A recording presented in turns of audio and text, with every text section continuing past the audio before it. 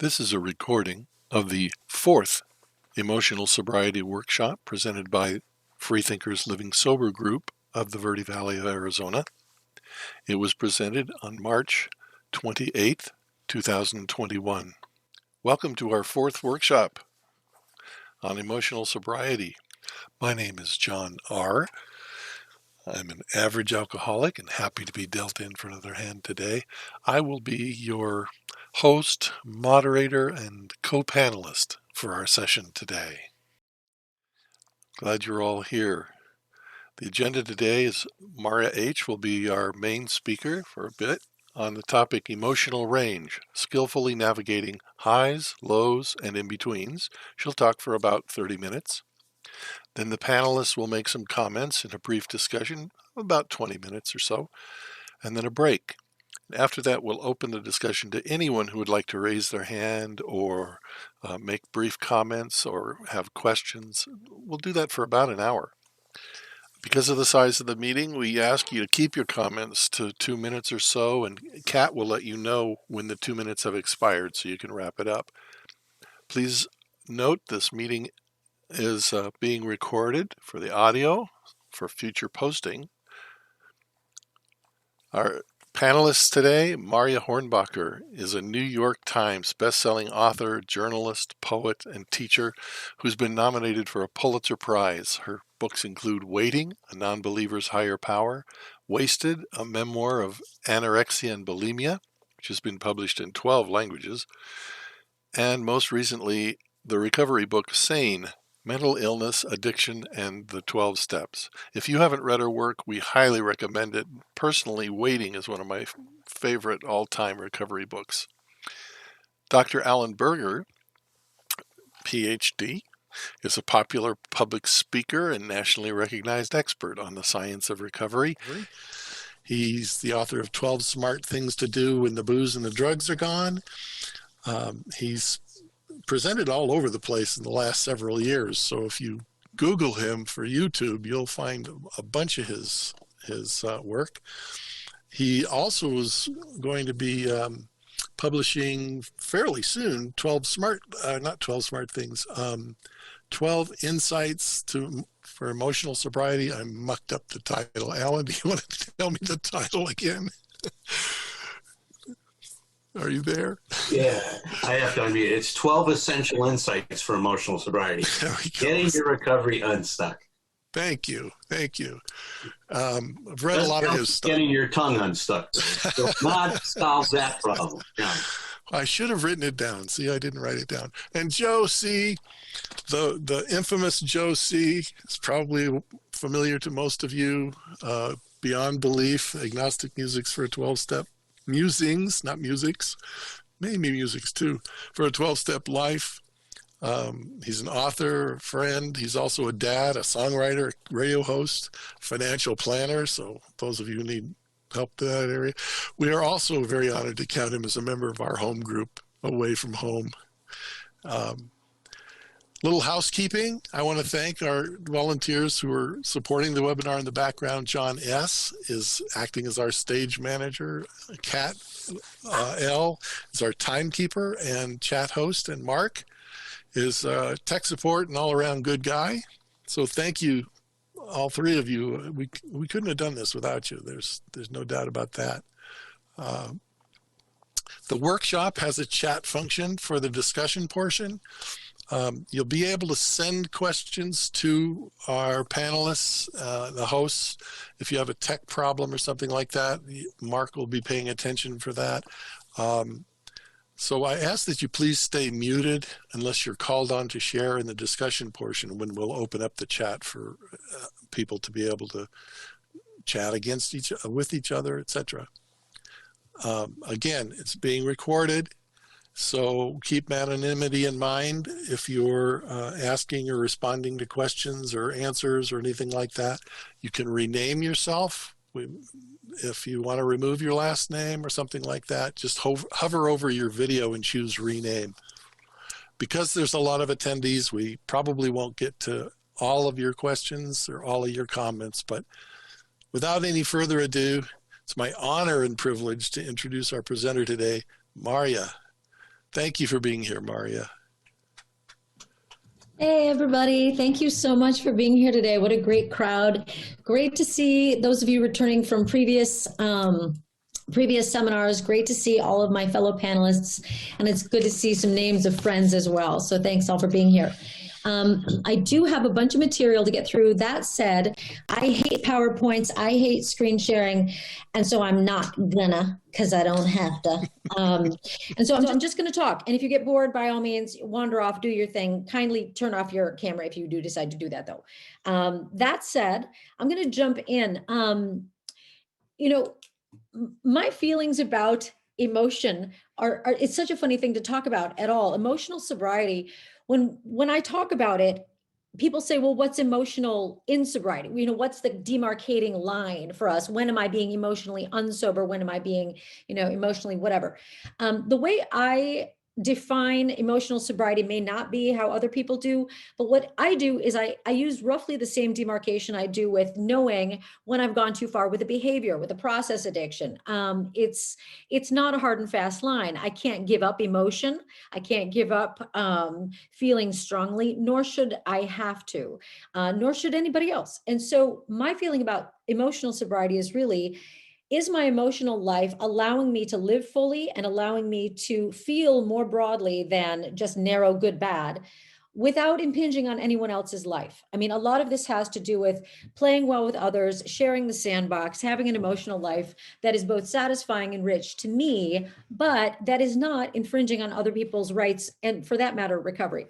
So that's kind of the demarcation that I want to make setting out. There is no hard and fast, I am an emotional addict, I am an emotional junkie. However, like porn, we know it when we see it, right? So the feeling I have about emotional wellness is always going to go back to balance. Am I keeping myself in a grounded and sort of middle path state?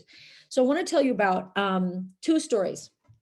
When I was really little, like grade school age, I hated school. I hated everything about my life because I was a stubborn and awful little child, but also I was living in some pretty difficult circumstances. Every day after school, I would feel like I had a volcano like in my chest, like about to just, it was gonna blow, it was gonna consume me and possibly everyone else. And I did what I knew how to do then, which was to lock myself in the basement of my parents' suburban Rambler and dance. I would put a record on the stereo and I would blast the music and I would sing and I would dance. And when the record was done, I would start it again. And I danced until I was exhausted. And I tell you, I have never felt emotional freedom like that until I started dancing again in my kitchen like 3 weeks ago. So I realized something when I was dancing in my kitchen the other day. I was like, why have I not been dancing all this time? Why did I skip the part? I've been in therapy, I've been in psych wards, I've been in rehab, I've been in recovery, blah, blah, blah, blah, blah. But in fact, clearly what I needed to do was find whatever baseline emotional process works for me. And it turns out it's dancing in my kitchen. It may be simpler than we think. I think there's a way we can get super complicated in our approach to emotional sobriety that may, instead of helping us, instead of healing us, actually trip us up. So I used to dance in my parents' basement. So flash forward 10 years, I'm in some psych ward or another, some rehab or another, and I'm sitting in the same circle, and you guys all been there, a lot of you have anyway, and you're looking at your feelings chart. And I think I feel like this feels important. I'm going to share this screen with you. Can I share my screen? It's so cute. I found it. Here we go. Yes, here we are. Yep. There is our feelings chart. So you're in the psych ward, right? And they've handed these out. The last time I was in the psych ward, everybody on the feelings chart was still white and male, which thankfully has changed. Also, we didn't have this many varieties of feelings 10, 20 years ago when I was last in there. But I remember sitting there and looking and looking and looking for my feelings and realizing in that moment that they didn't have all of my feelings. And I was upset about this because I was like, they don't have my feeling. And the nice person in khakis, who's like in charge of being normal and in charge of teaching us how to be normal, says, and Marya, I want to support you in your feeling. How are you feeling? And I say, I'm feeling ambivalent. None of these words is accurate to what I'm feeling. I'm feeling ambivalent. And she smiles and she's like, I so support you in your feelings, but can you choose one of the feelings that's on our approved feeling list? And I'm like, no. And so that's the thing. It's like, the thing about emotional sobriety is I am not ever going to fit into somebody else's emotional box, and I don't have to. What I have to do is learn to get okay with my own emotional range. There are a couple of things I get to reject. I get to reject other people telling me I'm not supposed to be angry, or I need to get myself under control if in fact what I'm doing is sitting there reading a book and looking cross. I mean, other people aren't actually the people I need to turn to for guidance on my emotional life. I need to be okay with me. I need to be appropriate in public. I try not to get in battles with, I try not to have road rage. But really, I do need to do a constant process of discernment. How am I feeling, and is it okay with me? So I want to move on there to inactive addiction. Others of you may have experienced something similar. When I started dealing with my emotions in ways that were not dancing, when I started looking for other behaviors, other less functional, less proactive behaviors, drugs, alcohol, whatever, eating disorders, et cetera, I stopped learning how to be agile emotionally. I stopped learning to identify, this is a feeling that is stronger than I'm comfortable with. What can I do with it that will make me feel better without harming other people? So I started turning to what they eventually in therapy always call maladaptive behaviors, which great. We all have our maladaptive behaviors. However, I got sober in my late 20s and suddenly was like, all of my emotional skills are maladaptive, turns out. And that's distressing. It's emotionally upsetting, in fact. And I'm like, well, then I quit. I don't have any emotional skills.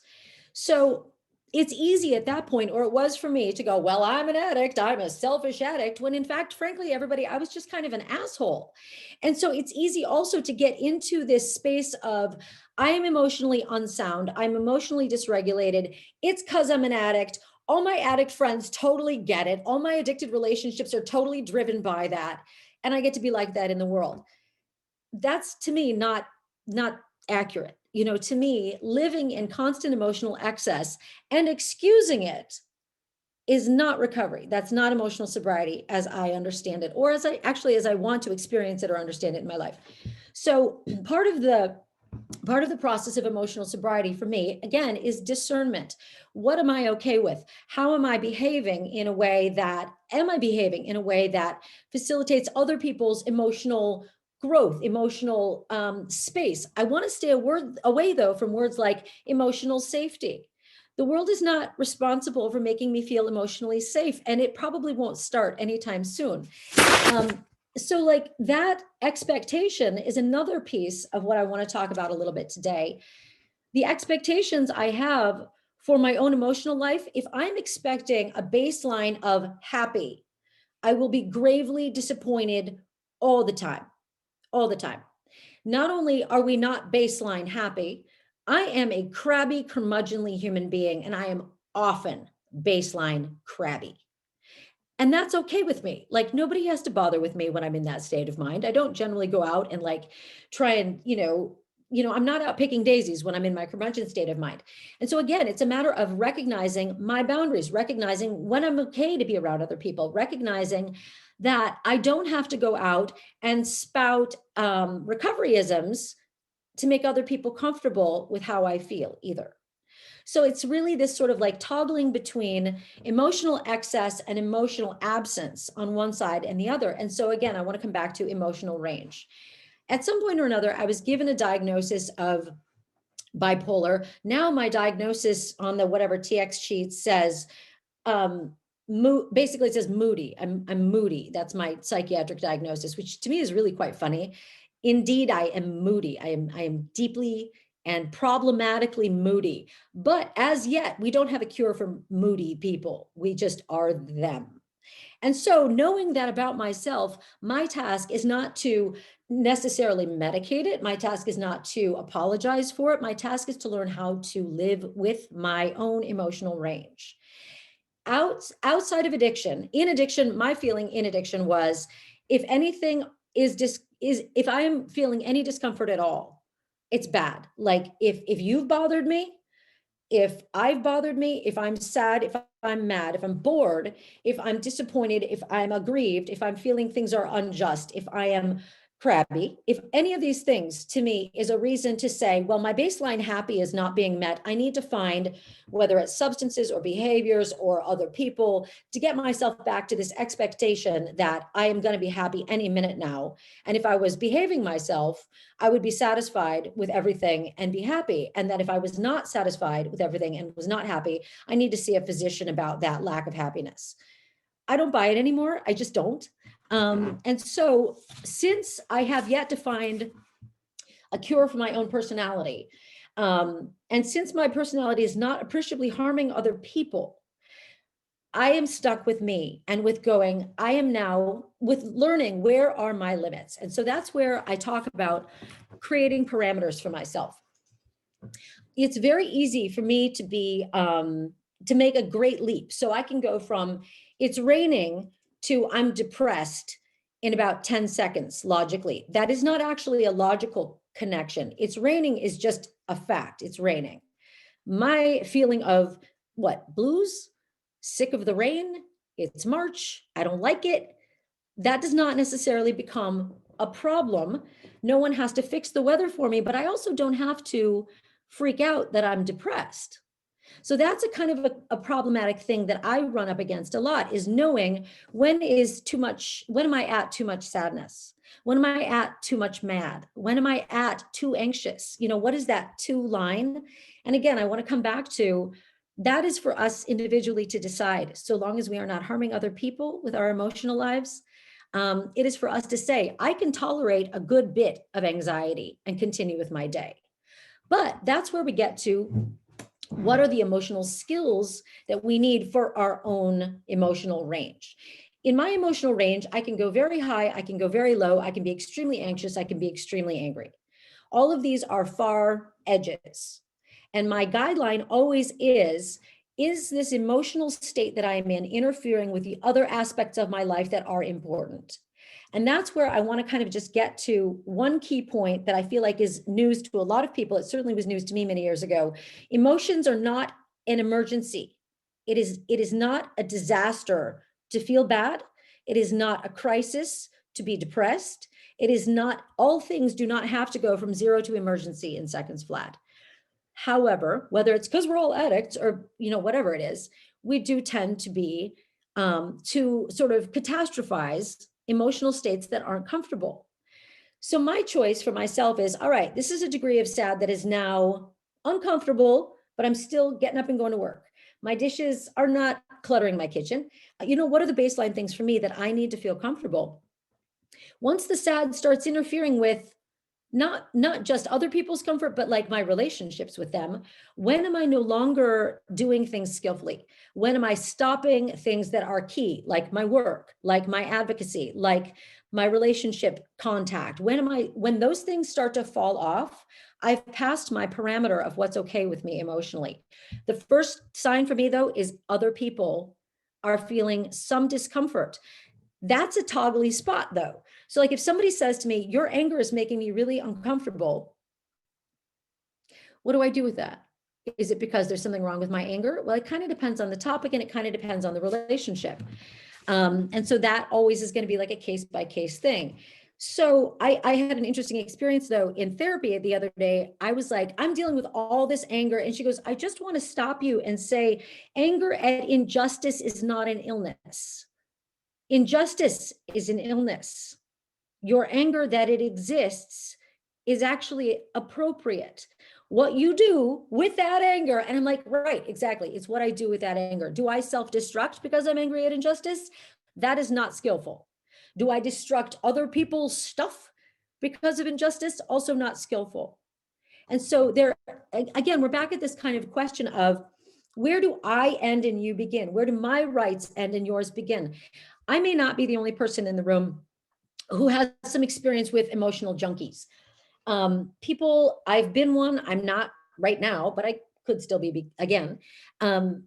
People who kind of keep seeking out drama or crisis or disaster, or people who will engage in cyclical emotional bonds with them, that kind of stuff. I get the draw of that, because I feel like we're all, we all is a very, very, very broad and unfair and unnuanced terms.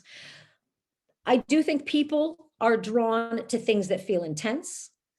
Emotion often feels intense, dramatic emotion like love, like anger, like hatred, like indignance. Indignitude is my favorite word lately, not a word at all. Those strong feelings are like flames, and human beings, I do think, are drawn to that flame. You and I all know how fast moths get fried on bulbs. I mean, that's the thing. It's like, it's always carry the metaphor through to how far and at what point do you cut yourself off from the emotional fuel? I myself am dealing a lot lately with trying to define for myself how much loneliness is just loneliness and how much is I keep expecting to become lonely when I'm alone. So those there too, we're always looking at what are the cultural forces that tell us how we should feel. I'm single, I live alone. I really like it. I'm super comfortable. And when it's just me, nobody is here dealing with my curmudgeonliness, just me. And so like part of me, people are like, oh, are you sad? Are you lonely? And there's part of me going, no, should I be? And so then that's just, a lot of different aspects of how we can find boundaries and parameters for our own kind of emotional state. Looking at emotional recovery, or if we want to use the recovery sobriety framework, my sense when I stopped with the process addictions and the substance abusing, my experience was that I was all emotions all the time. That's exhausting. Any of you who are, and it isn't just early recovery. We go through, I think, cycles of feeling like I'm a raw nerve. In that period, every emotion does seem like an emergency. Every emotion someone has to be notified that we're having a feeling. That can't last. Emotions are not a full-time job, or they really shouldn't be. If emotions are your full-time job, I'm super glad you're here. That's why we're all here. And so the need to keep emotion in its place in my life has become it's become kind of an interesting quality of recovery for me, is figuring out where does emotion fit? We're all, sort of steeped in this Western Cartesian idea that here's emotion and here is thought and here is body and here is spirit. And we've got all these parts and everything like that. That's fine. But in fact, when I have an emotion, it is going to give rise to a thought, and vice versa. It's all quite recursive.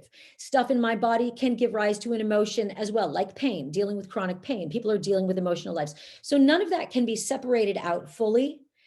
And being mindful of the fact that we're always being influenced by all sorts of factors, and none of them in and of themselves is probably a disaster.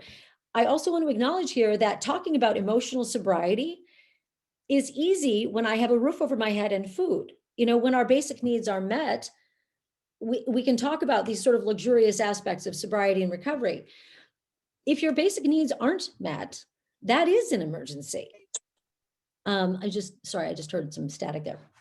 So I want to acknowledge that, it is very difficult these aren't lines, these aren't charts, these aren't, it doesn't all break down neatly and tidily. So when I'm looking at emotional range, I'm really looking at all of these grays. I'm not looking at any sort of diametrical oppositions, good, bad, happy, sad. It is all the grays. In addiction, though, it was either cause to use or abuse, or I'm fine. Now I have to deal with more nuance. And part of emotional recovery for me is getting skillful at identifying. Like a friend will call me and say, how are you? And I'll be like, I'm a little blue.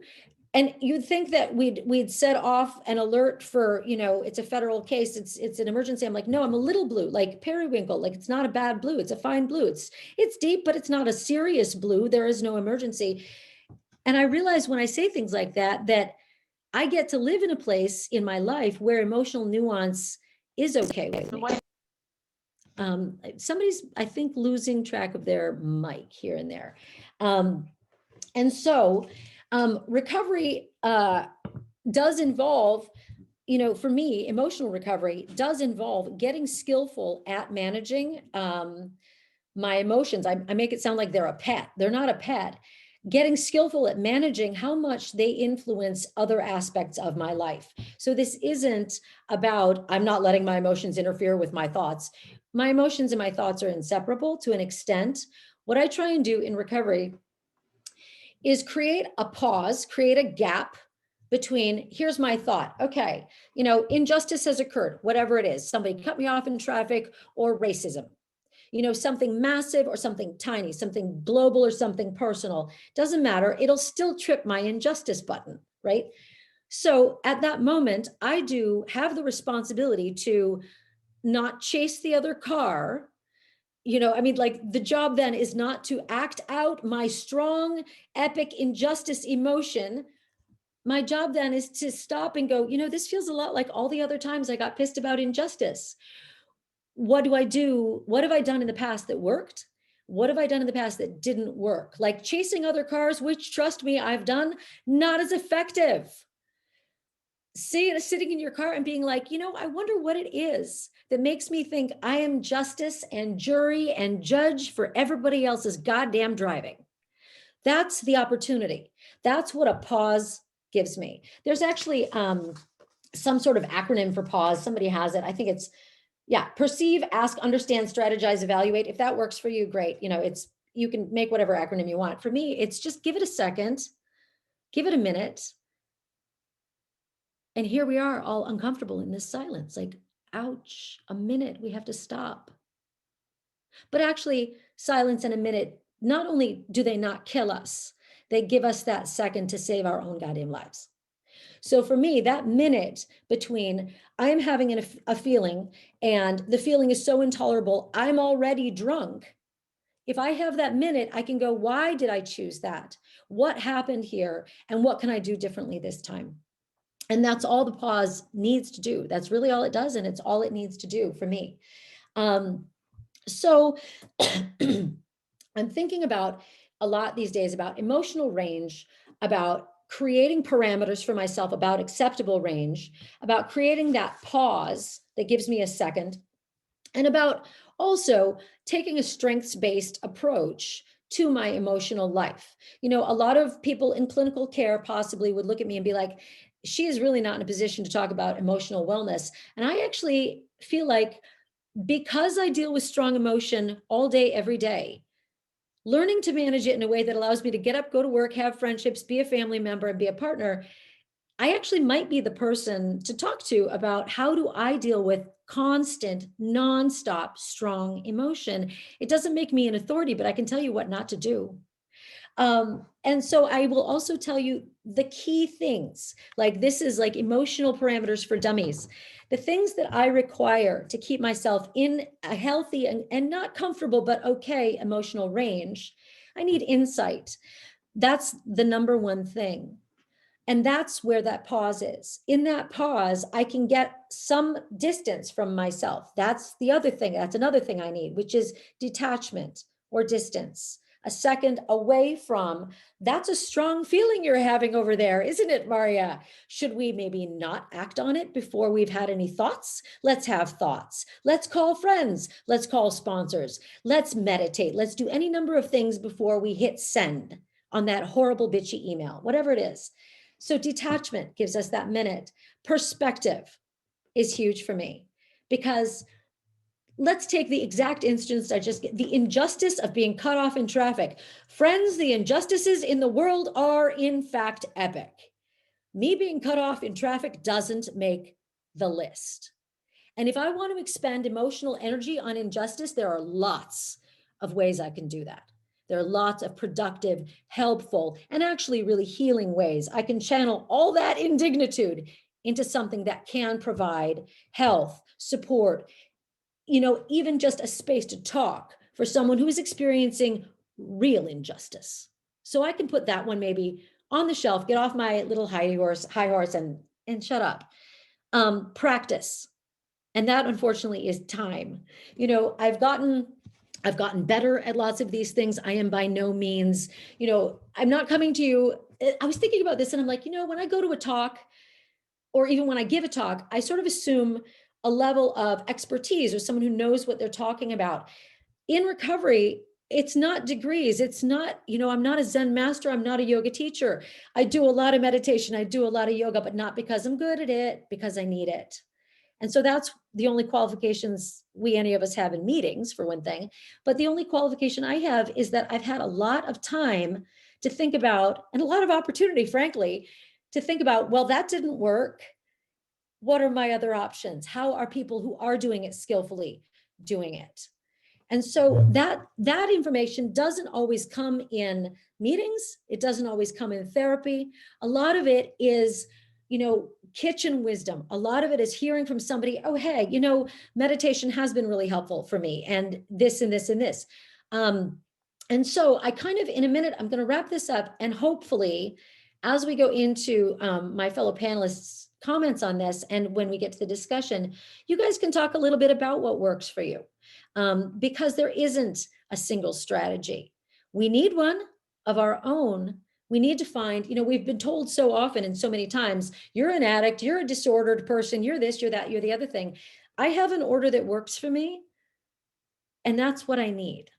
I don't need an order that works for you, and I also can't give you one that works for you, because I don't know what kind of homunculus you have in your head running around and telling you to do things the dumb way.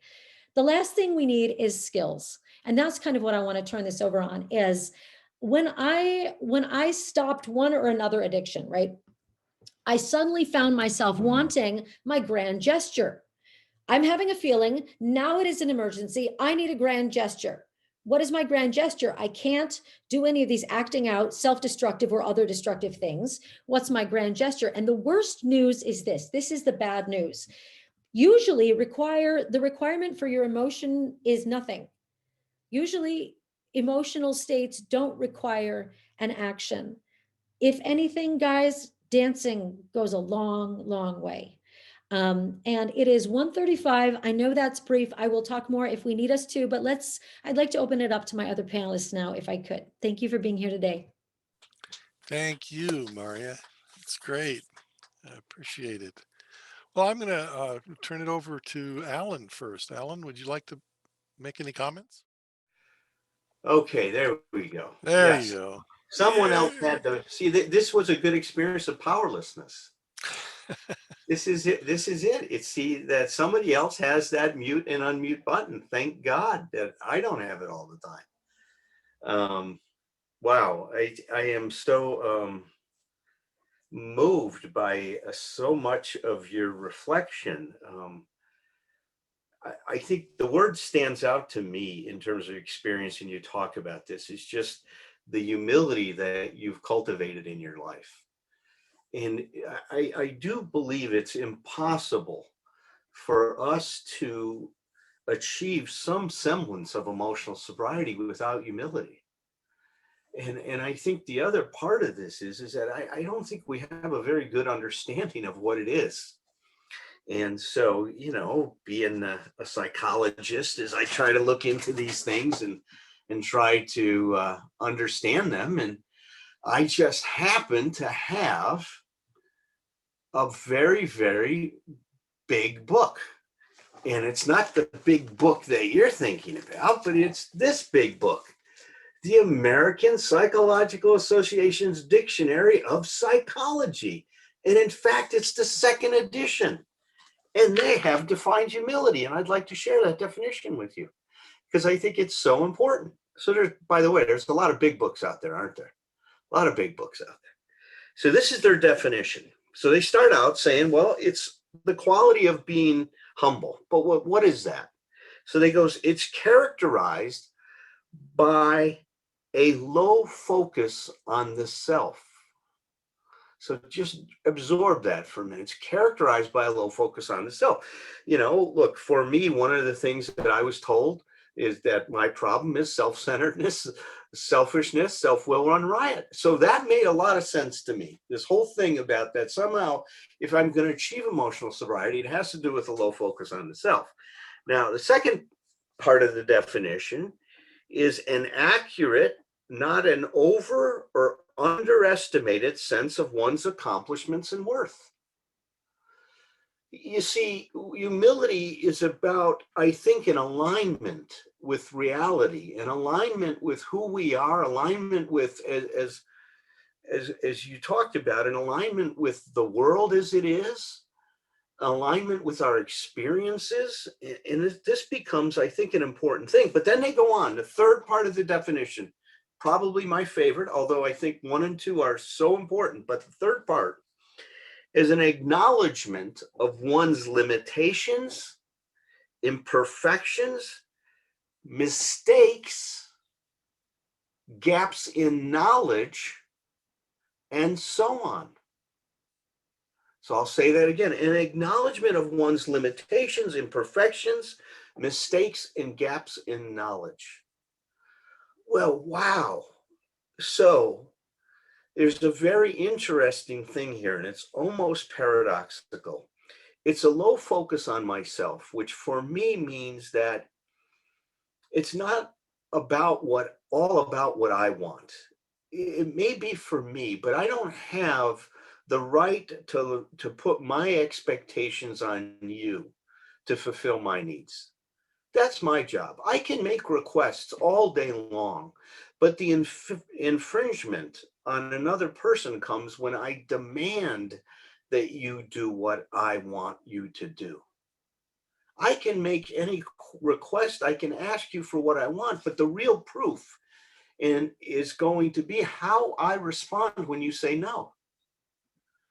So if I say, hey, I'd really, like to hang out with you. I'd like this to, I'd like to spend this time doing this with you. And you come back and say, I don't have time for that right now. Well, what do I do at that moment? See, that's the moment where emotional sobriety becomes so important. And I love what you said. In some way, the pause is giving us a chance to have a more grounded relationship with ourselves and not to be so reactive.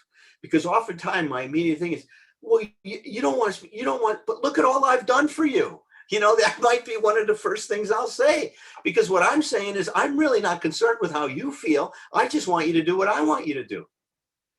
That's, by the way, that's the emotional unsobriety that you were talking about a moment ago. So it's somehow, and Bill Wilson speaks about this, I think, so well when he talks about surrendering our crippling expectations. You see, that's the thing that I've struggled with. And I say struggle with it. And I don't mean struggled with it. And now I think I've gotten to a point where I say, well, come on, you don't have a right to dump that on someone else. If they're interested in participating, fine stuff. But what I'm saying struggle is that there's always these things that are in the unconscious that I don't even know are expectations. And I thought that you hit on one that was such a good one that I'm starting to see is such a part of my life. I like to call it the big lie.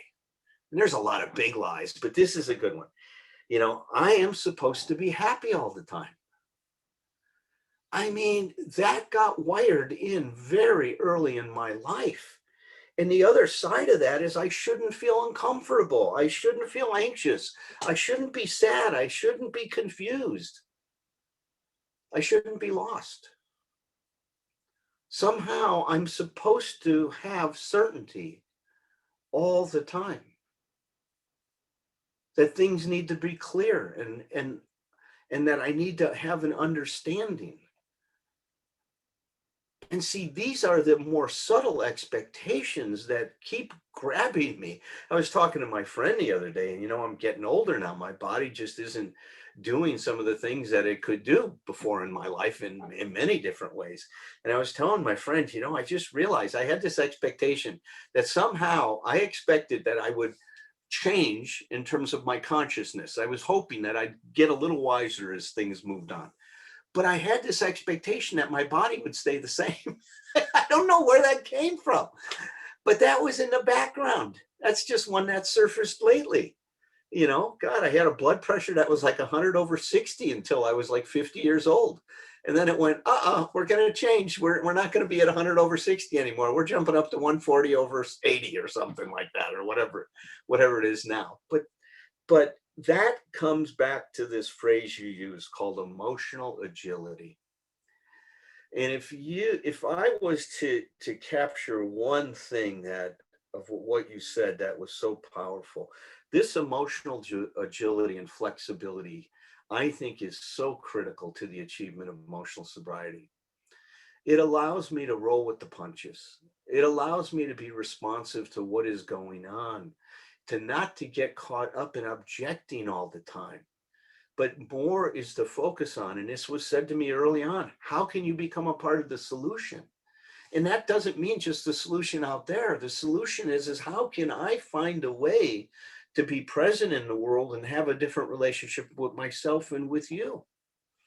It's just my final comment is I was reminded of a quote from Dr. Jerry Greenwald, a brilliant Gestalt therapist, taught at UCLA for a long time.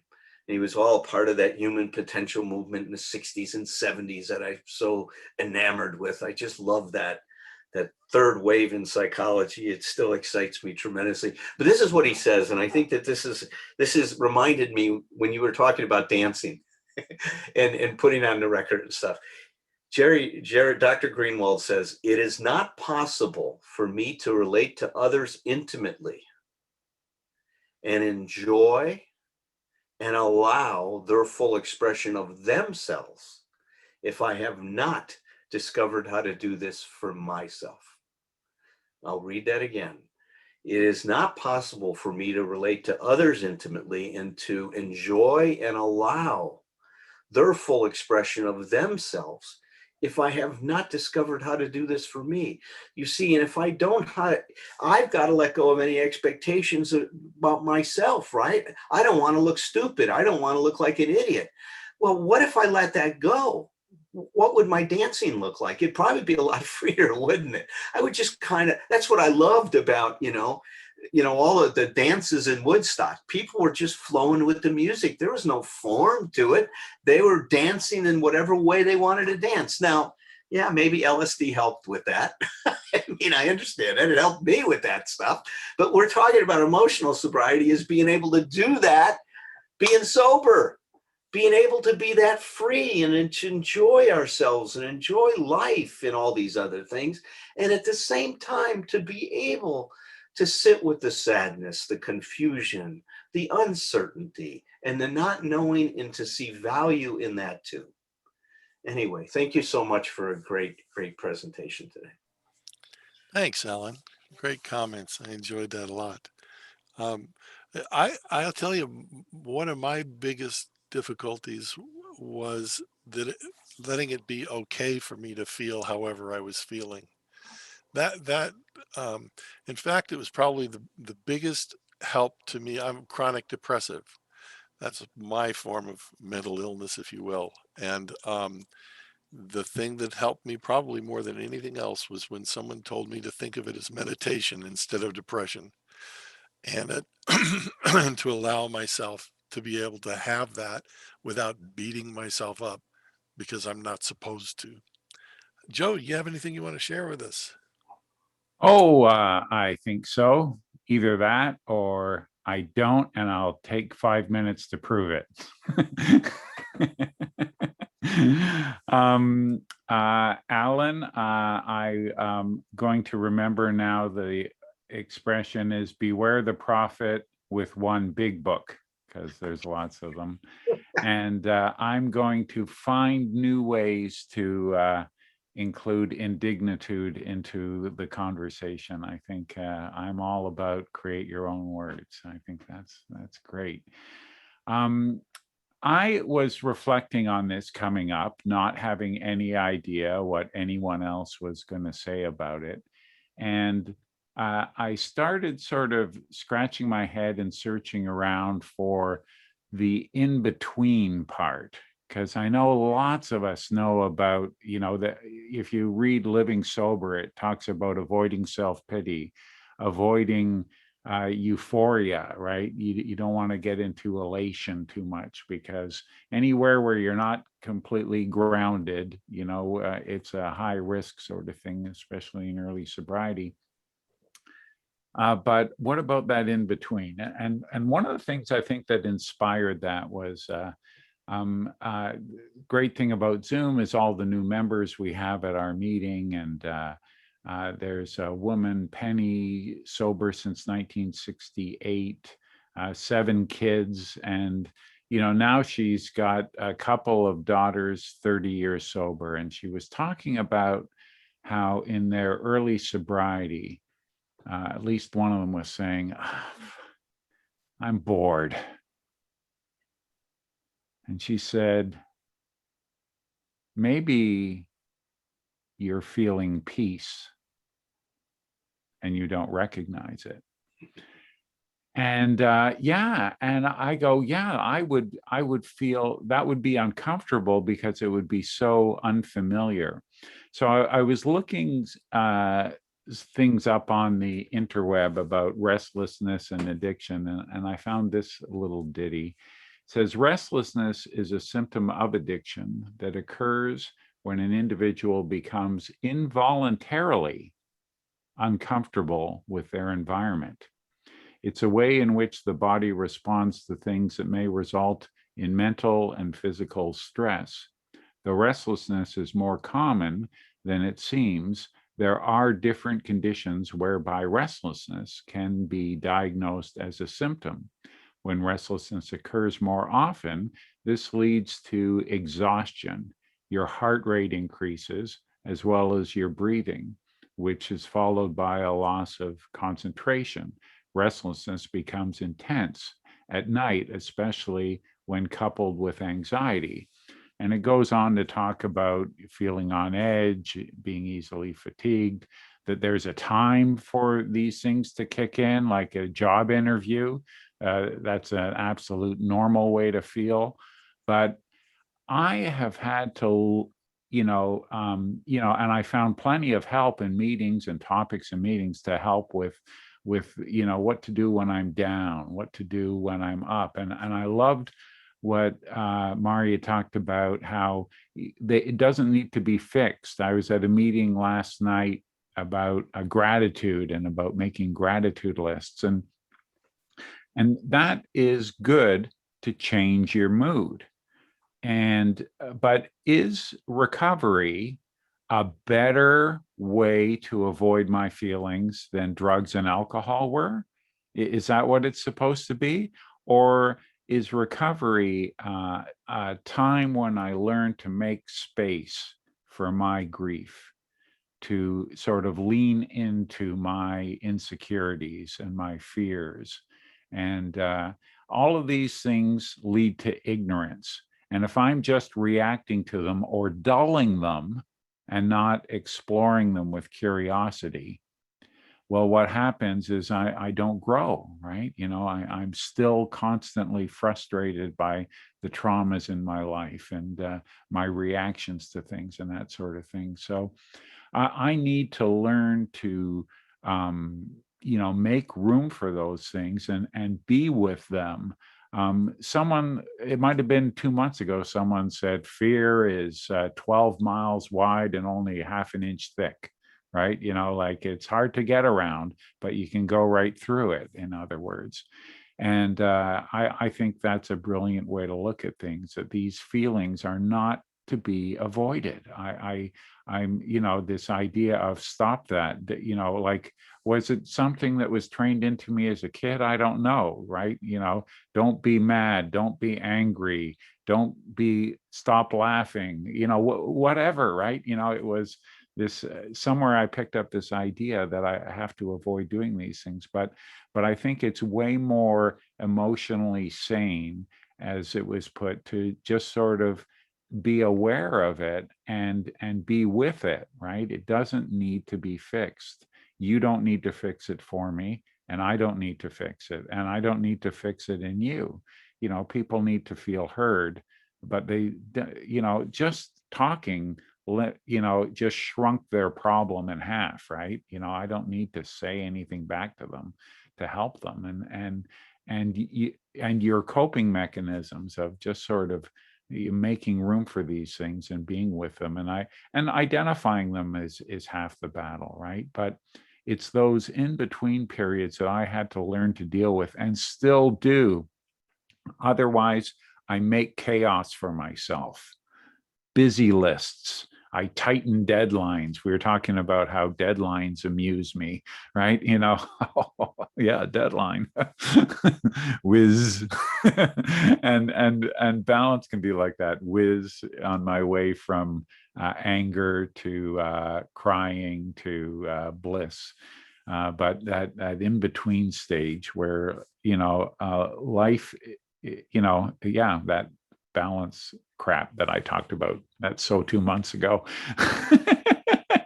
But that's all I have to add is what do we do, and other people can talk about this too when we open it up, with that nothing's going on, that peacefulness, that I'm not, the house isn't on fire, right? I'm not at the rock concert. I'm just experiencing the day, that sort of breathing in, breathing out stuff, because I don't know about you, but I had to learn how to cope with that as well.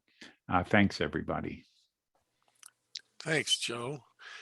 Alan, somebody in the chat was asking if you would mind putting that quote in the chat. Can you copy and paste it into the chat? I think they're talking about the APA quote on humility. I was looking for it. I have it somewhere, but I can't find it. Marya, did you want to add anything, or Alan, before we take a little break? I think I really appreciate all you guys input on the whole gestalt.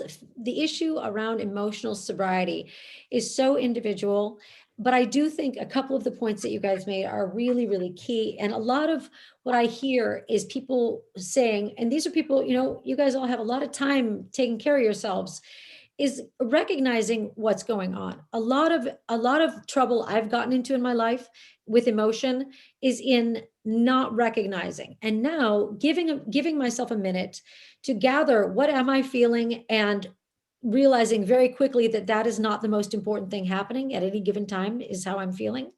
That's key for me. Like, it is so tempting to believe that our feelings drive our lives, or should drive our lives, that we live with our heart on our sleeve. Well, a lot of people who live with their heart on their sleeve can't control their behavior, which is their choice, but they aren't people I can have in my life. I need to not be that person. I need to be the person, for my own purposes, who can create an emotional space for other people. And that means I need to keep my own emotional sidewalk a little bit tidier than I used to be able to do. But that's, simplistic. That's all I've got on that. And thanks everybody for contributing. Thanks, Marya. Alan, did you have anything else you wanted to add? No, I wanted to hear from you. I want you to make a few comments, John. Come on, you're not getting away with this. No. Your turn. You're up next. Well, I will say that I'm really intrigued by the by Marya's talking about a strengths-based approach. I think that finding out that I had strengths went a long way. My initial inventories were really easy because I just talked about all the things that were wrong with me. But my sponsor didn't really let me get away with that for long. I ended up having to actually try and dig up some assets without, I had this religious training. So in my religious training, you're not supposed to have anything good about you at all. But I love that APA quote. There's also one about humility. The other one that I like is in the big book. It's an accurate self-appraisal, which is a pretty simple thing. I liked also, Marya, you talked about what you need for that: insight, detachment, perspective, practice, which, they used to say, give time, and skills. Insight for me, they used to say, well, you got to pause when agitated or doubtful. Well, pause wasn't always my strong suit. Pause was something very difficult for me, and sometimes is today if I'm really triggered about something, especially if I'm watching the news. But and I also liked what you said about emotions being on a range, on a continuum. It's somewhat like when we talk about so-called defects of character in the 6th step. He said, Bill writes that it's when our instincts drive us blindly or cause us to demand more than is possible or due us. That's the measure of a defect of character. so that it's not this thing that has to be excised. It's a measurement. And I heard a lot of that kind of stuff in what you were saying, Marya. For me, I had a small problem with anger for a period of time in my sobriety, maybe 30 years or so. and uh, but the thing that has helped more than anything else has been meditation and learning what I like to. I actually prefer the word mindfulness, because a lot of times I don't know what people are talking about when they're talking about meditation. But what it's led me to is this idea of being mindful of what's going on in the moment. And I think that's what you were talking about when you said insight. Uh, that's not something that happens overnight. Um, and sometimes it's not something that happens currently. So it's a work in progress. I really appreciate that. And the big lie, yeah, that idea that I was raised on Ozzie and Harriet. So you're supposed to, everything's supposed to get resolved in 30 minutes. And if it doesn't, it's because there's something wrong with you and you're not doing it right. Uh, that is the big lie. Um, and at this point, I am going to give up. And we're gonna take a little bit of a break.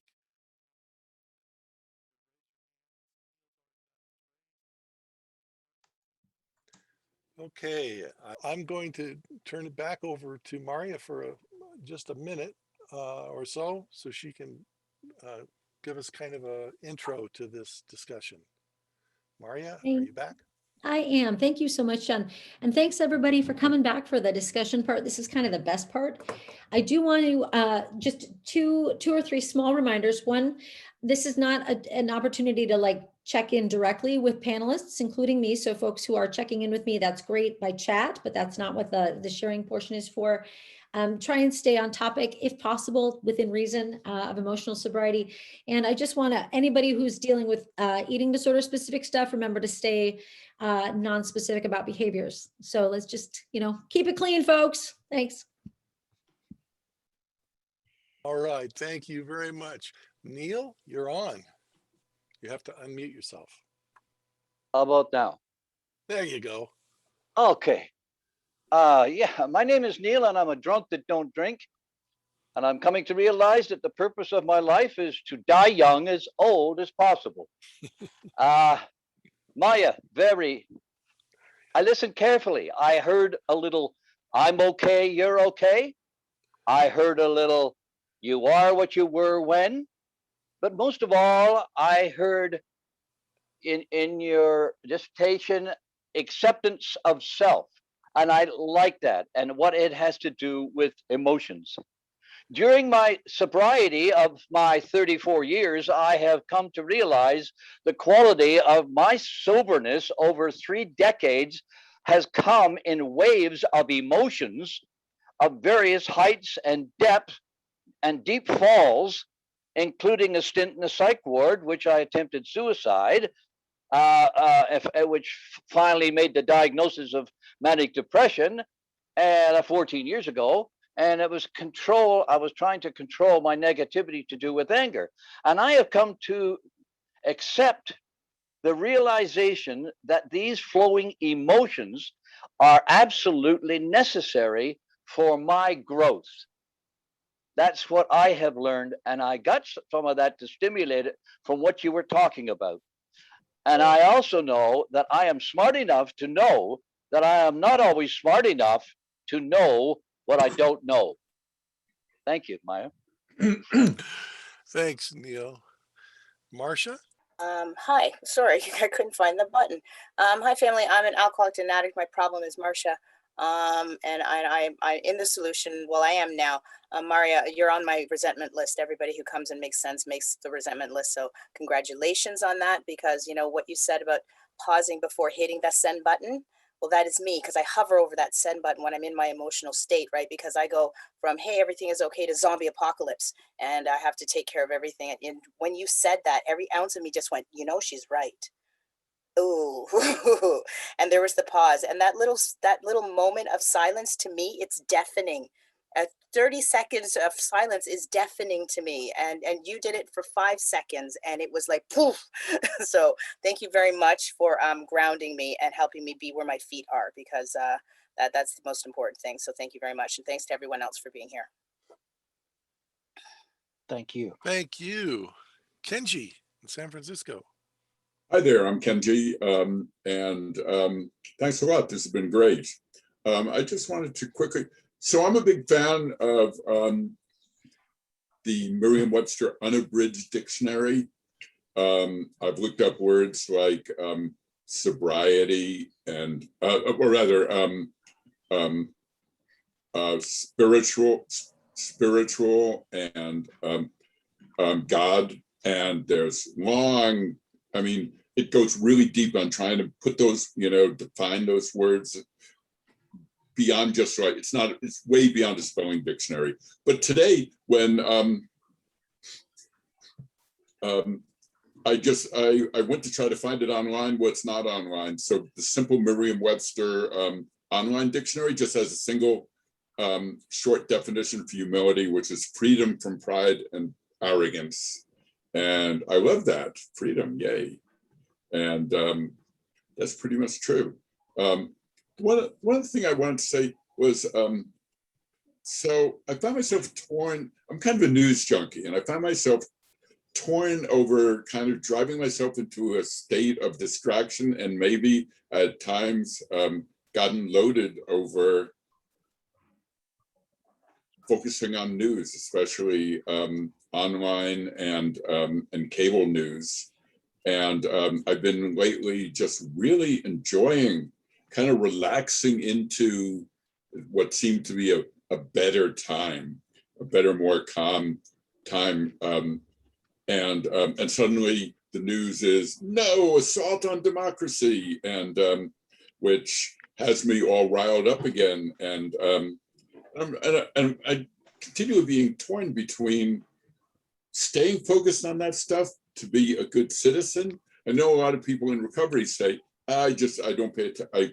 I have no interest in the news because it upsets me.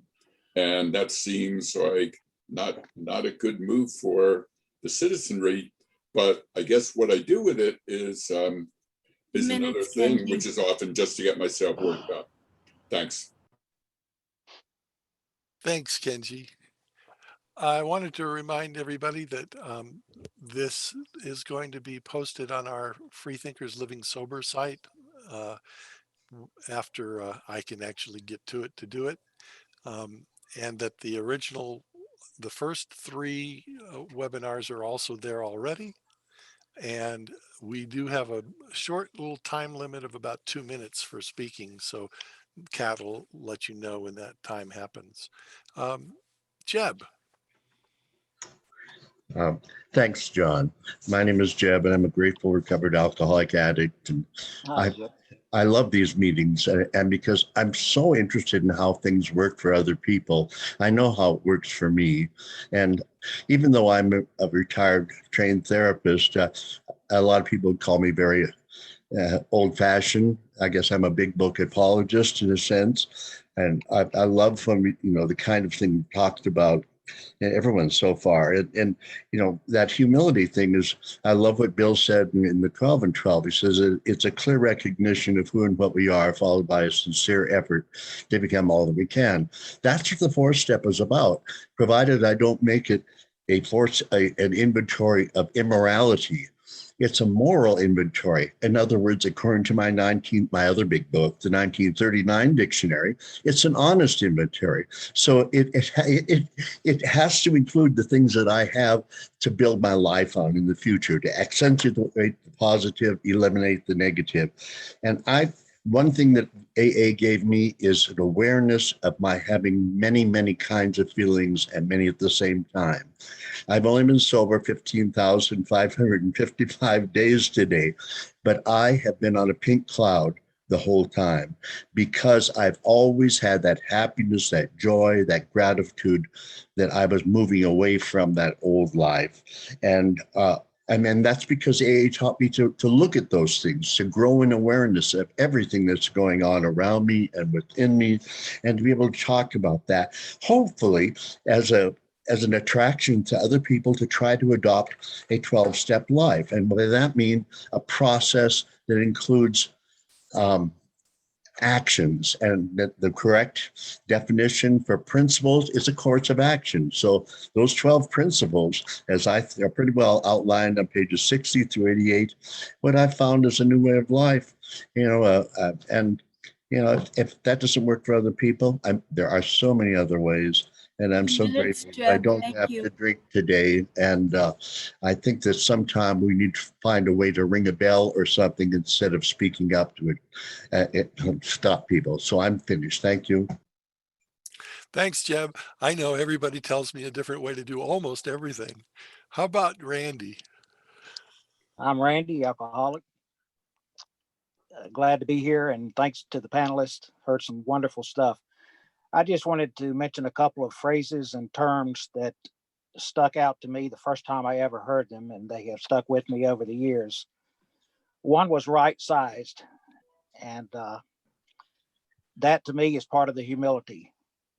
It's all the way from doing a fourth and fifth step and realizing I have assets as well as shortcomings to, I'm a human, I'm an animal, I need some food, I need some water, some air. I need to have a voice to speak my opinion, but I don't need to drown other people out or hoard those things. And the other phrase was sober history. And I don't know that that's in the literature, but I've heard it for years. If you've been sober 1 week, you have 7 days of sober history. How did you not drink when this thing happened on the 3rd day or the 4th or whatever? So I have several years of sober history on how to not drink. And I also have history of how to be angry and not do something that's going to land me in jail. And, how to somewhat manage my emotions and to learn to live with them. And where Marya danced, I learned when I was 12 years old, I could walk out in the woods until I was so tired I could hardly make it back home, and that helped. If my body got tired enough, my mind would eventually follow. Thank you for listening. Thanks a lot, Randy. Don. Hi, I'm Don. I'm an alcoholic. Thanks to the panel. Thanks especially to Marya. Great presentation. Just a little anecdote and a follow-up on it. When I was in my graduating year in high school, the caption under my grad picture was, Don is the original angry young man. We hope he cools down long enough to graduate. And I never did. Curiously enough, I have 3 university degrees, but I've never graduated from high school. I went into university through a back door. And what have I learned about my anger? Because I certainly was an angry person, and I had it until I sobered up. And since then, I've learned that, and I think this is consistent with what Marya was saying, I've learned that it's okay to be angry. There are things that you can be angry about. When I hear about racism, I get angry. When I hear about people being cheated out of their property, I get angry. And I hope now that I can channel these kinds of things in a positive way, feel the anger and then work with it. And one of the things I heard early in the program when I came in, and it's a few days now, was your emotions or feelings are mirrors of the soul. And if you look at them and examine them, you can learn from them. And I've done that, I think. Not always successfully, but I've learned a lot. And with that, I'm going to turn it over to somebody else. Thanks, everybody. Thanks, Don. Nazila, is that correct pronunciation, I hope? Yes, it is. Thank you, everyone. And I have a question. What is your suggestion for people who deal with the overwhelm and who've done a ton of work but don't have a specific discipline to have a solid daily practice, for example, like meditation or dance? And I'm kind of aware of that the codependency gets in the way, and I take on too much. I've take the role of a caretaker very early on. So I'm there for everyone 24/7. And if you have any feedback, appreciate it so much. Thank you, Nazila. Marya, would you like to address that? I would. I really want to address the idea that training for dancing, for sure, not necessary. But I also want to say that feeling our way towards expressive and meditative practices, it isn't a specialty. You know, there are apps. There's my kitchen sink, and I'm in there with my phone dancing by myself. I think what I want to get to underneath what you're saying is the fact that whatever our emotional acting out is, whatever our emotional excess is, whether it's caring for other people or being self-centered, it can go any which way. What I find it really helpful to do is to just strip away, what am I doing for everybody else? What am I doing that's an apology, that's controlling myself, that's trying to hem myself into some little box, and try and get back down to, what do I believe in? What do I want for my own life? And that, while that may sound self-centered, I cannot work for the good of the world if I am not, in fact, taking super good care of myself. I just can't. I run out of joy. I run out of energy if I'm not deriving it from my own life. And so whether it's meditation or dance or meetings or knitting, it doesn't really matter. Finding that way to feed your own spirit and take care of yourself, that is actually the first step in getting clear on whatever else is cluttering your life. That's all I got on that. Thanks. Thanks, Marya. And I would say, if you're an alcoholic or an addict, before that can happen, sobriety, sine qua non. Before this, nothing else. Rafe. Hi, I'm Raf. I'm an alcoholic. I had a question too. So today is my 90th day sober, and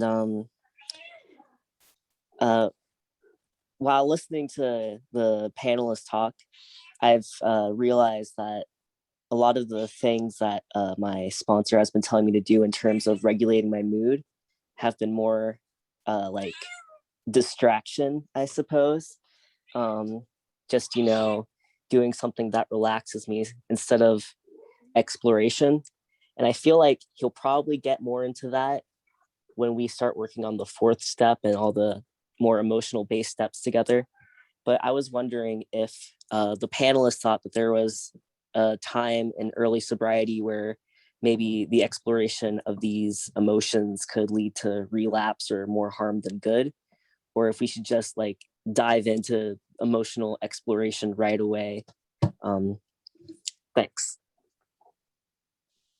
Marya? I do want to jump on that, particularly if we could, and I definitely, I see Dr. Berger also.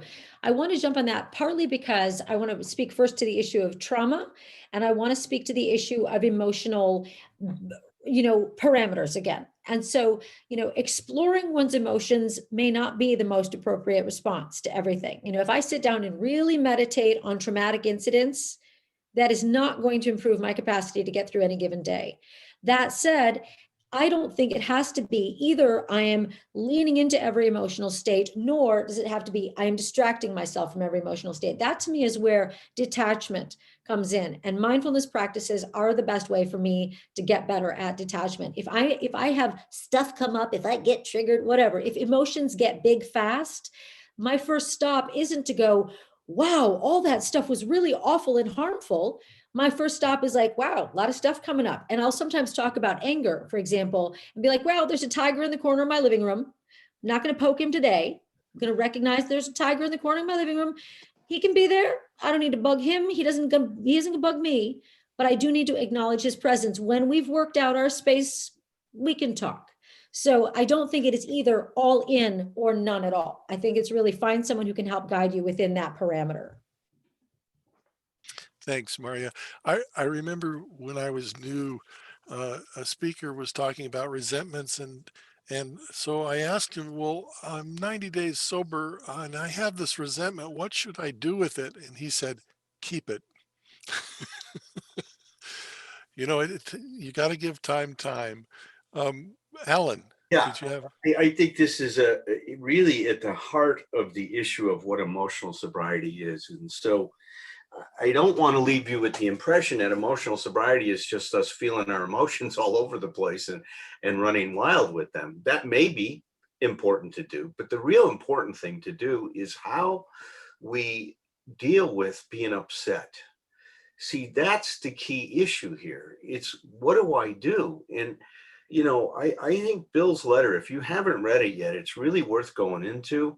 And I discuss it. There's many different videos on that you can listen to on YouTube channels of me talking about it. But what he said, he had a great insight. He says, whenever we're upset, whether it's a big deal or not, he says at the root of it is some unhealthy dependence and its consequent demand. And see, so what we need to start to look at is how to regulate ourselves, our feelings, right? It's about self-regulation. And the way that we regulate ourselves is to get at what our expectations are.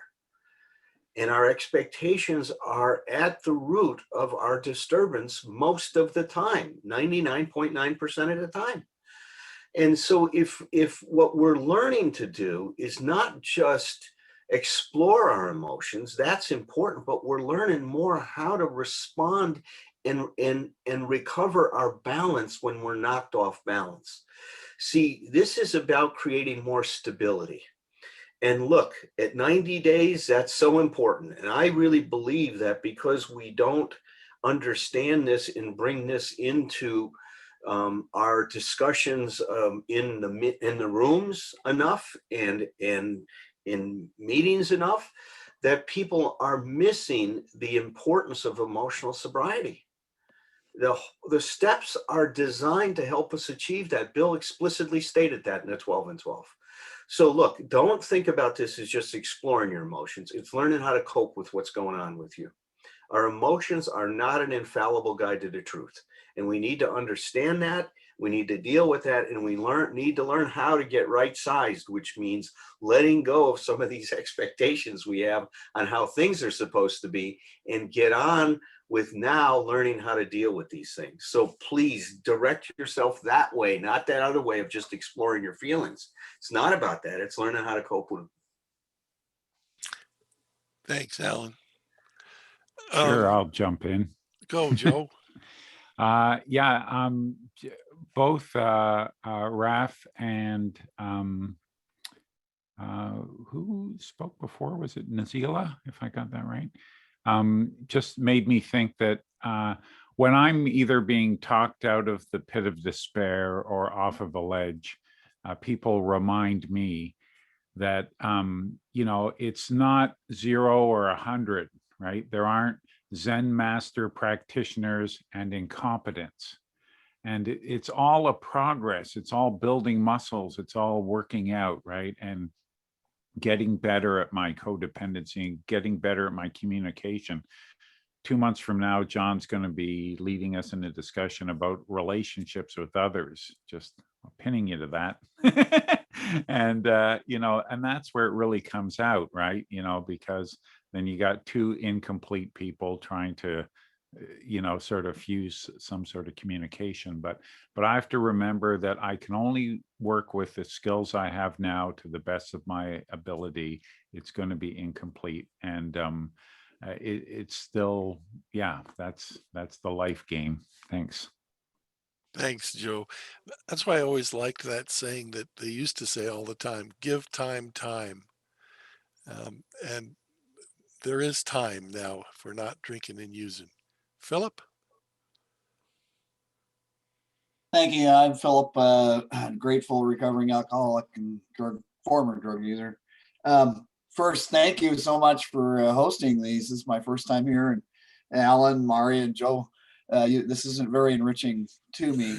And then, as part in particular, Joe was talking about what do you do with the in between. And I find if I'm in the in between too much, that's when I'm really, really screwed. So, I think that's all I've got. So, thank you.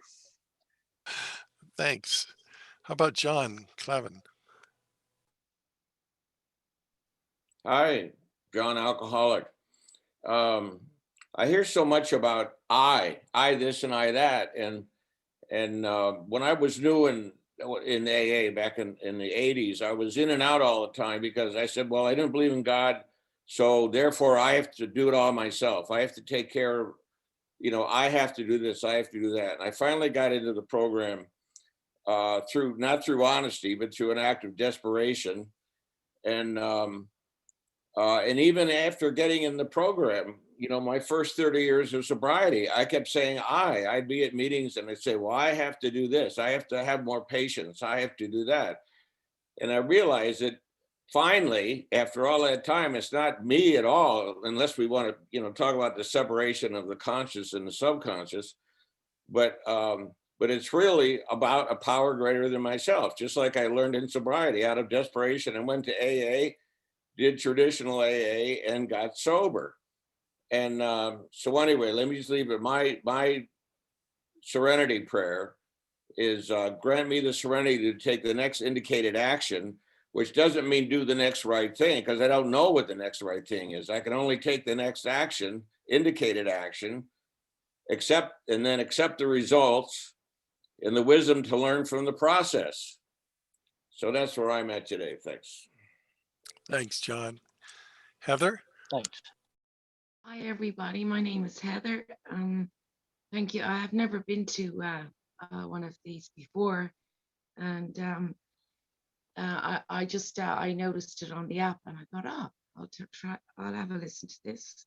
So I'm grateful to be here. But I guess what I'm living, I'm in the fellowship of AA, which I'm finding it absolutely the awareness of self. But what I'm finding with my own self is that I live by myself, is that it's like I feel I have all these beautiful like tools, like my art, my dancing, my writing, and I'm not doing that. And it's like, well, why am I not doing that? Why do I not feel worthy of doing something nice, And then I go into a terrible sadness. It's like, I know I still have a lot of written work to do. I found that when I was writing in my step 4, it was too painful. It was too much at the time. Now I have a good sponsor now. I'm only learning to pick up the phone, but the awareness of who am I being right now for me is the body pain and how it's like I've got my spine into it. I've let my whole body just go like tied in a bud or something that's like a flower that just can't express. And then it's this unworthy, well, you're not worthy, and this terrible sadness. That's where I'm at. Thank you. Thank you, Heather. Thank you, Heather. Marya, did you have, I couldn't tell. Did you have something you wanted to respond with that, or? I do want to respond to that. I certainly know that spot that Heather's speaking about, and I'm sure that most of us do. When I'm in a deep spot that's like a feeling has exceeded its proper proportion, whether it's grief or tiredness, or we call it depression, that's a big umbrella term. When I'm in that spot, tiny steps become critical, and they are the only way out of that spot for me. I mean, that to me is like at the far edge and probably past what I'm willing to deal with in terms of sadness at any given time. When it is taking me away from my art, when it's taking me away from my work, when it's taking me away from my body, that's when tiny steps are enough and they're heroic. And so if it's a step like, I'm going to, instead of sitting in the chair that I'm most comfortable in, I'm going to stretch for a minute. That's a step. I'm going to call one friend and say, I didn't want to call you, but I called you, and then hang up. Fine, good, step. Those tiny steps are heroic at a time like that. So, I want to encourage people, when you're in that, whether it's a far edge of one kind or another, that strong emotion, if you can take that one tiny step towards balance, towards caring for yourself, towards returning to a centered spot, take it, and then take another one, and then another one. We got you. So. Thank you. You know, I also wanted to mention, for me, that was one of the reasons I absolutely needed a sponsor. I hated the phone. I didn't like making phone calls. I still don't like phone calls. I actually like Zoom, but it was one of the things that really helped me because I am a chronic depressive, and it took a lot for me to actually pick that phone up. But he really helped me through a lot of that because I had a tendency to just berate myself and chew myself up all the time. And that's one of the places that I don't let myself go anymore because I know where it ends. I've been down in that hole so many times before. So I really am glad to hear that you have a sponsor, and I would encourage you to use her uh, as much as possible. Wendy.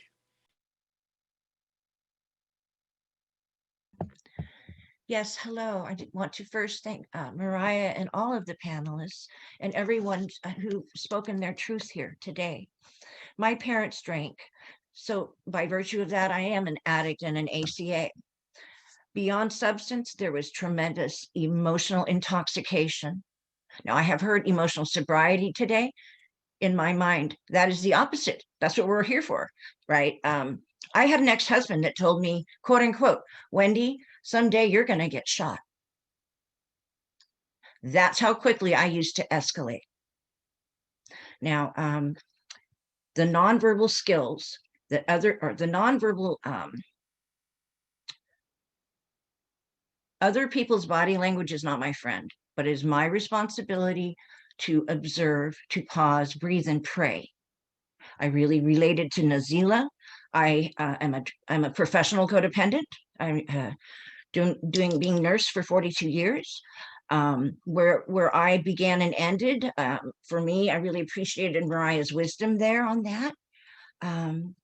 And by virtue of that, I became used to being around people that were emotionally intoxicated and high or drunk, right? I was trained or groomed in that sense. That's where the family addiction, the family disease of addiction and all of that, the shame, all of that, that's where that resides for me in my heart. So I also appreciated what was spoken, Marya, about emotional range. It's all gray, right? It's a spectrum for me, or a sliding scale, if you will, right? So I grew up in a bipolar existence, and I appreciated what was reflected on with mental health, because last spring, I was diagnosed as bipolar decades ago. I was taking medicine for it for 17 years. And last spring, I finally got psychiatric assessment. I lived in a bipolar existence in a household. And so I'm hyper vigilant to other people's feelings. I react before they have to say a damn thing. That's my responsibility to pause, breathe, and pray. They get to have their experience. I don't need to name it. Thank you. I don't need to name that for them, but naming it for myself is where I am empowered, right? Like someone said, nothing to fix. There is power in that. I get to pause, breathe, and pray. I get to just stand still and feel, because I got to feel it to heal it. Thank you. I'll share the time. Very much appreciate this. Thanks. Thank you, Wendy. Aggie? Yes, hello. Hi, my name is Aggie and I'm an alcoholic. And this has been really great. I want to thank you all. I don't want to get emotional, but I'm redoing my sobriety. You know, I'm going through my steps again with someone who has a very good understanding of the big book. And, you know, I'm in therapy and I'm trying to redo everything. And I wanted to ask, because for the past, I don't even know how long it is. I know this started before COVID, but I've been experiencing an emotional pain that I never experienced something so painful in all my life, all my years of sobriety, and even before my sobriety. I've never ever experiencing something like this. The only way I can describe it is like it's a feeling of loneliness. And I think I have a lot of fear, which I'm, planning on working through in my steps that I'm redoing. So, but I wanted to know, from what Marya and Alan were talking about, to me, the question was, does it depend on, the level of emotional pain that you have? Because like I said, I've never experienced something in my entire life this painful. It gets to the point where I just want to jump out of my skin and I don't know what to do, and I'm trying to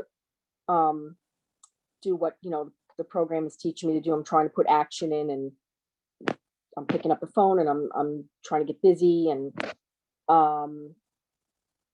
but I guess my question is, I don't know what else to do, and or what that's all about. I guess that's it. Thank you. Thanks, Aggie. Can I speak to that very briefly? I would like to just, the question you raised, which is, how bad does it have to get before you're like, this is too much? Totally reasonable question. And for me, I'm often toggling between, this is, we're all like literally globally in a crisis. So recognizing that we are in a shared experience has lifted some of the feeling of isolation from me. No one in here has had an easy year. And I know you say this started beforehand, but the sense of stress, the sense of global fear, the sense of anxiety, all of those things are feeding whatever our pre-existing emotional, maybe weak spots might be. And they are challenging, I think, all of us to find new ways of coping. And I don't know that everybody's done a great job of that. I haven't done that great of a job, but we can work on it. And so I always feel like, my baseline is always, if this has exceeded my skill set, then yes, I need some support. But sometimes that means call a friend. Sometimes it means call a doctor. Sometimes the thing is, existentially speaking, there are parts of our life that are going to hurt more than they have ever hurt before. I've lost people in my life recently and been like, this is an excess, like this is pain. I didn't ask for this much pain. This is more pain than I said was okay with me. And everybody's like, sorry, because what do? We proceed, we go on, it's sort of Godot. I can't go on, I must go on. That said, finding relief in that, finding comfort in that is critical. And those things that give us comfort that are not self-harming or other harming, for me, it is stuff like physical activity. It is stuff like nature. It's stuff like dancing. And all of that sounds like not a grand enough gesture to relieve the pain, but it does in fact relieve the pain piece by piece by piece. And so that's, I feel it, I hear you, but giving it a little bit of time may help. One of the issues I have, or challenges for me, I don't even disagree with it, but is the idea of, being stripped of our emotional wrongs, our character defects, our shortcomings. I don't agree with that, but I understand what they're saying. And I'll borrow Randy's word, right sizing, right?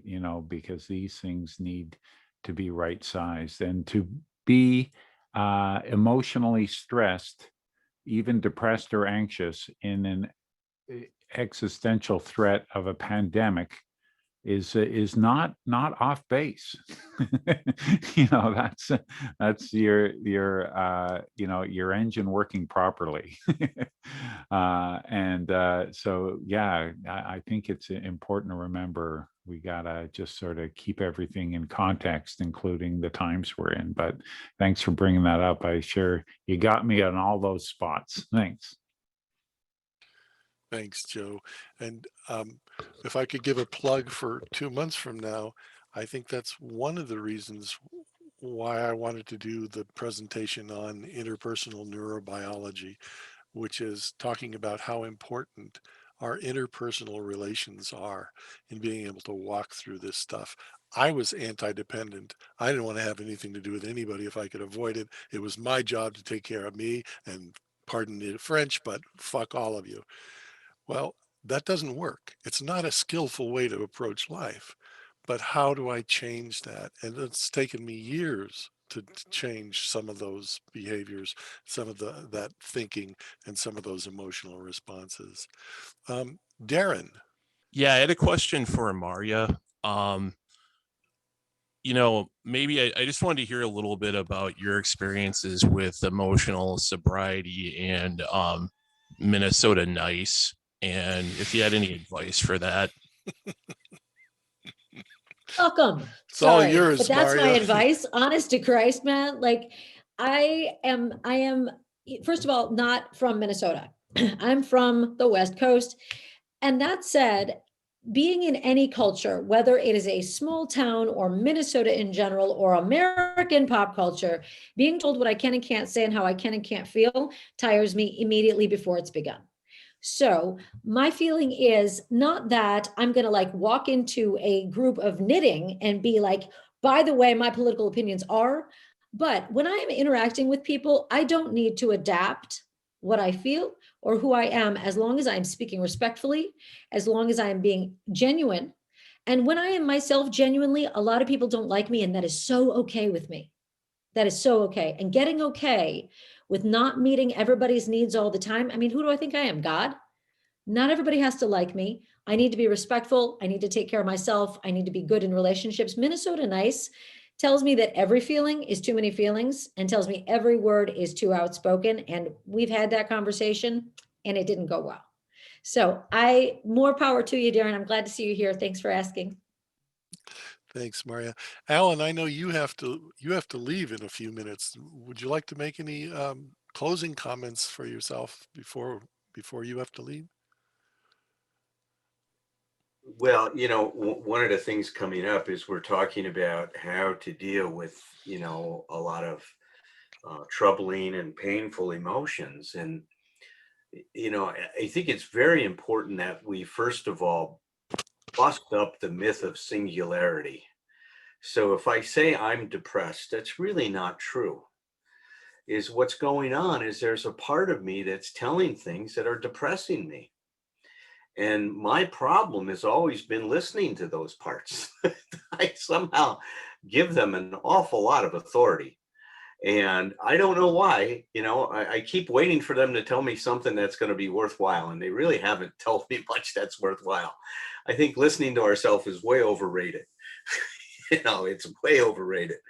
Not the best person in the world to consult to is these other sides of me. So I've found in the work that I've done personally and the work that I do as a therapist is coming into a dialogue with these different. So if I'm depressed, the part of me that's, telling me what I should be depressed about. And for me to find a way to talk to that part and have a different experience with it. See, that's the problem. These things, we create these kind of ruts in our consciousness that go into the same, Bill called it, can't get off the merry-go-round. We know we need to, but we just can't find a way to get off of it. We keep kind of recycling the same stuff. And see, part of recovery is, in my opinion, discovering new possibilities.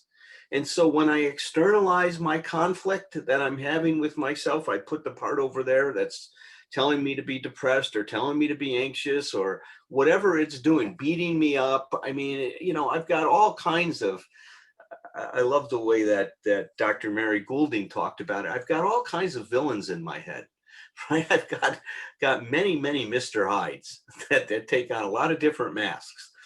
And my job, and Bill refers to this in one way, but I think that Gestalt therapists have really talked about it wonderfully, is to find an appropriate balance and coordination of all that I am. See, how do I put these parts that are so disharmonious and not necessarily working in my best interest? My alcoholic self, when I'm in trouble, tells me to pick up a drink. That's what it knows what to do. Now, I believe today that it's not, it's malicious. It's just is trying. That's all it really can recommend. It's like a one-trick pony. If all you got is a hammer on your belt, then everything has to be a nail, right? So then I go around and pounding things. But what I've found is that if I enter into dialogue with some of these different parts of myself, and I work with someone who either I like to call them an enlightened witness that can bring some new information into my life, some new experience, then I can start finding new responses to all of these situations that used to baffle me, confuse me, and I start to find a new path through these things. And so that's what I really think that one of the things that we have to think about is how to separate ourselves from these different parts. Because we're back again, if I'm like this with depression, there's no space. And everything we've talked about today is creating the pause. Another way of thinking about pause is creating space. We've got to find a way to create the space, because in that space, we're going to find that solution. And it may not present itself like this. Sometimes you get a space and you just sit with it for a while. A couple of days later, you sleep on it and you go, oh, that's what's going on for me. And then you get it and you put it together. The good news is that every part of you is moving towards closure. And when we don't come up with a way of figuring these things out, it's because we get in the way of the process. That's just inherent in us. We're always moving towards what we can be. We are if we don't get in the way. And, I call that the God within us. I mean, it's unbelievable. You regulate your temperature without knowing it. You walked without anybody having to tell you to get up and walk when you were an infant. You wanted to do that. You want to regulate yourself. So if we can just get out of our way, we can start to discover some of this stuff. So thank you for letting me share that, John. All right. Thanks, Alan. I'm so looking forward to next month. That's where you're going to be, or 3 months from now. What's our date, by the way? Why don't we announce that a couple? Well, it's going to be at the end. I think it's May 30th or something like. It's the last Sunday in May 30th. Yeah. May. Yeah. Let's see if we can squeeze a couple more people in here to participate. Samantha. Hi, everybody. My name is Samantha, and I guess you already said that. So, sorry.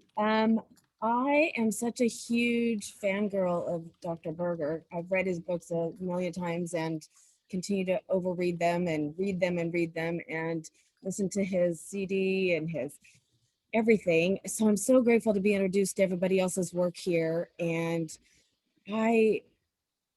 for so many years, because I had alcoholic parents, I was the victim all the time. And Sister B told me I spoke fluent Victimese, and that was all I knew. That was my whole identity, was to be the victim.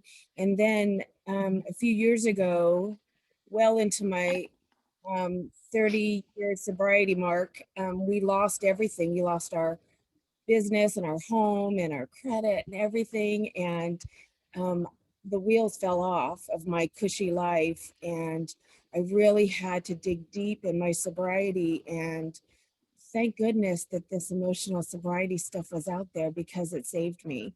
And I can so identify with Bill at 28 years, I think he was, when he finally figured this stuff out. It's just like Sobriety 2.0, and I'm so grateful to all of you that are doing this work and helping the rest of us out and trying to figure this stuff out, because I don't think I could have got it early on. So super grateful for all of you, and I just wanted to tell you that. Thank you.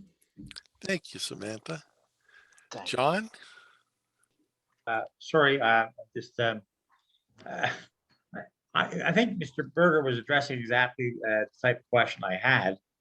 I'm 31 years sober, and about 3 years ago, the IRS were asking me, in the American languages, IRS, Canadian languages, CRA, and they were shutting me down in terms of what they were doing to me. So I had an emotional breakdown, you might want to call it, anxiety attacks that I couldn't control. So I went on to medication, which was the right thing to do, I think, from talking to the doctors and the therapist. But that aside, I'm now 31 years sober, and I don't have the same pause buttons that I had before. I've tried mindful meditations, and I'm trying to come slowly off the anti-anxieties, but I just boosted it again this week because I have a deadline missed. So somebody talked about deadlines too. So, and I'm a wallflower. So, so that's why Mr. Berger's resolutions are more apropos for me, is to try and find the pause button. And I have the same voices in my head. But usually when I'm sober and content and not have the anxiety, I can find those pause buttons. So I need some added pause buttons when I allow my emotions to drive me into exhaustion and thereby emotional hangovers. And I think some of it is age related, and that's what I wanted to bring up. Well, thanks, John. I appreciate it. You know, I want to thank everybody for being here too. I'm going to give you some links and things like that so that you can explore further if you want. We have a feedback page, and we'd very much appreciate your feedback. You can either go to our feedback page, or you can just email freethinkerscottonwood@gmail.com. Let us know if there's anything you want to say about this or the previous workshops on emotional sobriety, or if you have an idea about what you'd like to see in the future. There isn't any charge for this workshop, but we do have a contributions page at the emotional sobriety website. That's es.freethinkerslivingsober.org. Once again, I want to acknowledge and thank Alan and Marya and Joe for presenting today, for all of you guys for participating and attending, and our backstage helpers, John S., Mark S., and Kat L. Thank you all very, very much. Our next workshop in the series will be at the same hour, 11 a.m. Pacific, 2 p.m. Eastern, on May 30th. I'll be presenting on interpersonal relationships, a pathway for emotional sobriety. And thank you for attending the workshop. Here's some pages for information about us.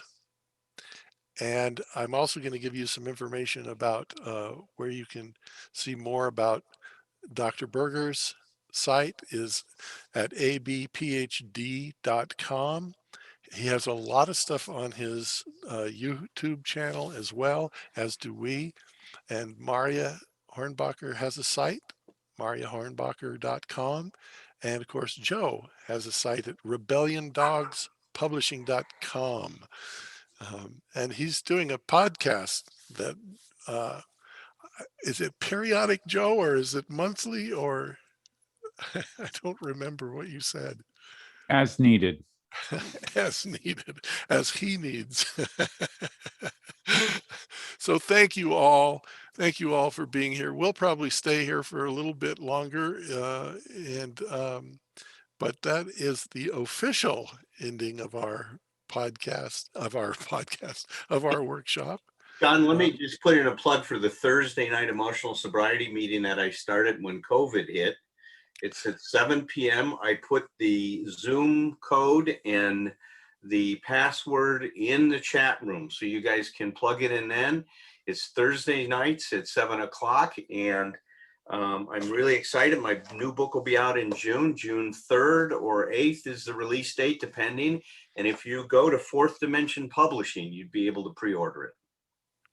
Thank you, Alan. Thank Joe? you, John, for hosting.